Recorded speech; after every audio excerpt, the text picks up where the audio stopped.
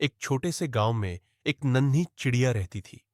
वो रोज अपनी चोंच से तिनके लाकर एक सुंदर सा घोंसला बना रही थी। पास ही एक बूढ़ा माली भी मेहनत करके अपने टूटे घर को फिर से खड़ा कर रहा था। दोनों एक दूसरे की मदद करते और हंसते खेलते अपना सपना पूरा करते। कुछ ही दिनों में चिड़िया का घोंसला और माली का घर तैयार हो गया। लेकिन अचानक एक रात तूफान आया और माली की छत उड़ गई। बेचारी चिड़िया रोती रही, पर किसी ने लाइक और सब्सक्राइब नहीं किया।